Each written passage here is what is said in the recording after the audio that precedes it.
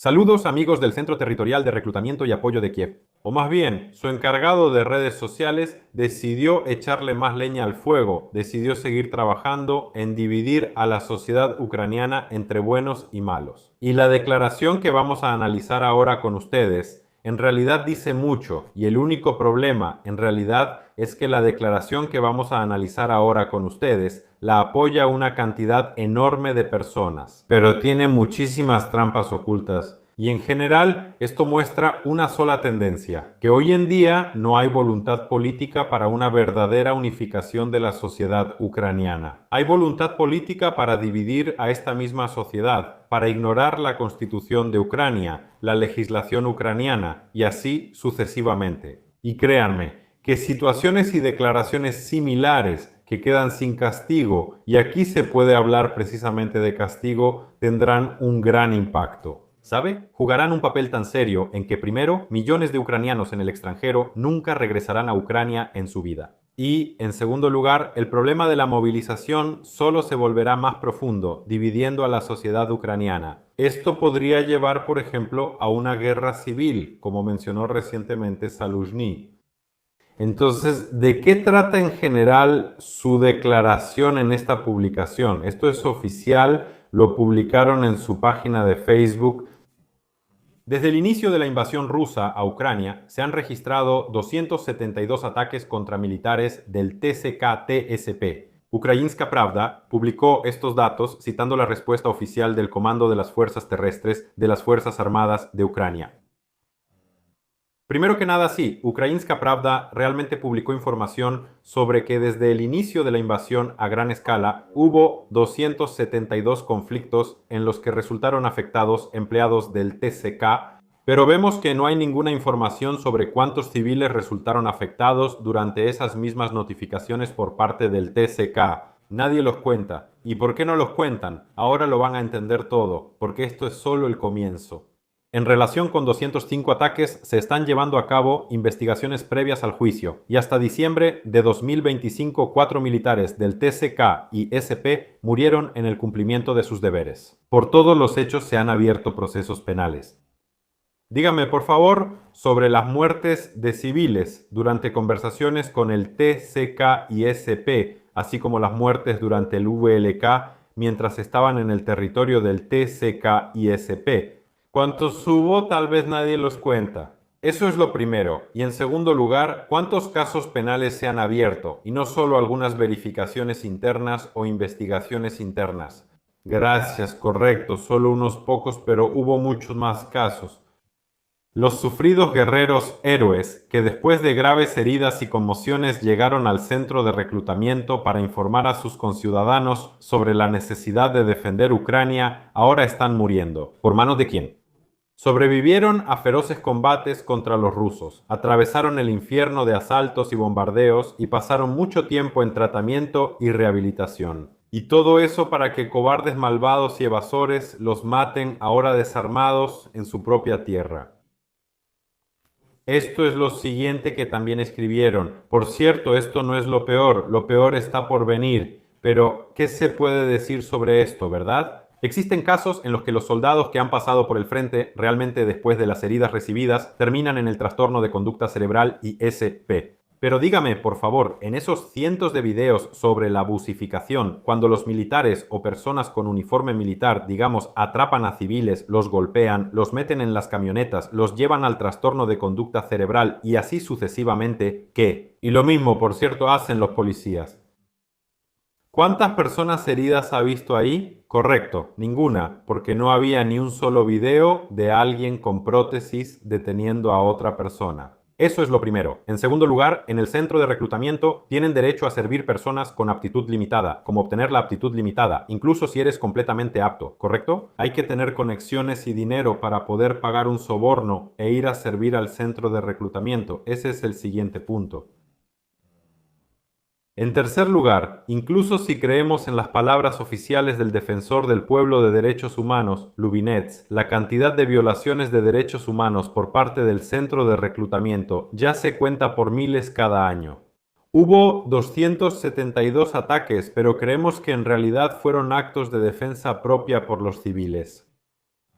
El Centro Territorial de Reclutamiento y Apoyo Social de Kiev comenta esto, cuando debería abordar más de 5.000 denuncias en 2025 por violaciones de derechos humanos ante el Defensor del Pueblo. Y entendemos que no todos se quejan ahí, así que eso lo ignoran y los datos oficiales también se ignoran. Y aquí la peor tendencia, en mi opinión, es que los corruptos y esos soldados de retaguardia se esconden detrás de los verdaderos combatientes, los que realmente estuvieron en el frente, y se ponen al mismo nivel que ellos, junto a los verdaderos héroes. Sí, se esconden detrás de ellos. Si lo analizamos, en los centros territoriales de reclutamiento, especialmente en los grupos de notificación, la mayoría de quienes trabajan ahí nunca han estado ni irán al frente o a la zona de combate. ¿Por qué? Porque están bien conectados, tienen dinero, tienen contactos, conocidos y todo eso, y eso es todo lo que necesitas saber. También están esas criaturas despreciables que se esconden para evitar la movilización, ensucian los centros territoriales de reclutamiento y buscan excusas en acusaciones vacías contra el gobierno y en sus lamentos en redes sociales. Esa plebe deslucida, que ya perdió hasta las últimas migajas de dignidad y que ni siquiera ha oído hablar de la nobleza y el sacrificio por sus seres queridos y por su patria. Esa masa gris de evasores es la que mata a nuestros héroes de los centros territoriales de reclutamiento y derrama su sangre de mártires. Gente hostil, cada uno de ustedes será ahora juzgado por la sociedad. Cada uno de ustedes quedará en la vergüenza por el resto de su vida y ya nunca tendrá excusas, ni ante el pueblo ucraniano, ni ante la eternidad de nuestros héroes. El evasor es un traidor, el evasor es un enemigo, el evasor es un asesino. ¿Saben? Es un comunicado oficial del Centro Territorial de Reclutamiento de Kiev y SPOP. Así escriben ellos. ¿Cuál es el problema número uno aquí? Primero, todavía no está claro cuál es la definición legal de lo que es un evasor. Entonces, ¿quién es un evasor? Un evasor. ¿Es un diputado de la Rada Suprema que no va al frente? ¿O es un tractorista que trabaja su campo y al que se llevan? Un pensionado militar que se retiró a los 45 años y no planea volver al ejército, o alguien que trabaja en una fábrica, cafetería u otro lugar. Un evasor es alguien con millones que puede viajar al extranjero sin restricciones o ir a lugares como Bukovel. O aquel que recibe un salario de 15.000 grivnas y trata de alguna manera de llegar a fin de mes para poder alimentar a su familia. ¿Quién es un evasor? ¿A quién se puede considerar evasor y a quién no? ¿Y por qué? Un pensionado militar que es pensionado militar no tiene la obligación directa de ir al frente, pero un tractorista o un mesero sí tiene esa obligación y a él lo consideran evasor. ¿Por qué tenemos decenas de miles de burócratas que no piensan ir al frente? Pero al mismo tiempo, estos mismos burócratas toman decisiones sobre que otra persona que los mantiene con sus impuestos también debe ir al frente. No está claro quién es un evasor, nadie puede dar una definición de quién es y por qué. La ausencia de un diputado en el frente o la ausencia de los representantes del 95 cuartal. ¿En qué se diferencia su ausencia en el frente de la ausencia de algún mesero o tractorista? ¿Alguien puede responder a esto? No. En general, si vemos esta declaración, es un organismo oficial de las Fuerzas Armadas de Ucrania que emite esta declaración. Y este es un claro ejemplo de lo que está sucediendo ahora con el Estado de Derecho en Ucrania, cuando los funcionarios se permiten publicar esto. Si ya hemos llegado a esto, entonces, después de esto, solo Somalia. Bueno, hay cierta ética, supongo, no sé, hay algunas reglas de comportamiento en Internet para funcionarios, o sea, hay ciertos límites razonables. Aquí vemos que esos límites ya hace mucho se quedaron en el pasado, ya no existen, y recibimos estas declaraciones. Y ahora dígame, por favor, ¿querrá alguien que, digamos, todavía no está en el ejército, después de tales declaraciones cuando lo llamaron masa gris, traidor, enemigo y asesino?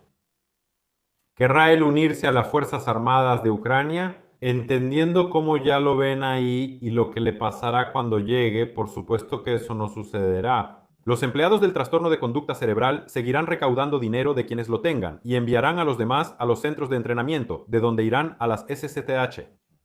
Porque la gente ve cómo ya los tratan y entiende que incluso en teoría pueden pasarles cosas peores después, cuando los atrapan o cuando vienen por su cuenta, y así sucesivamente.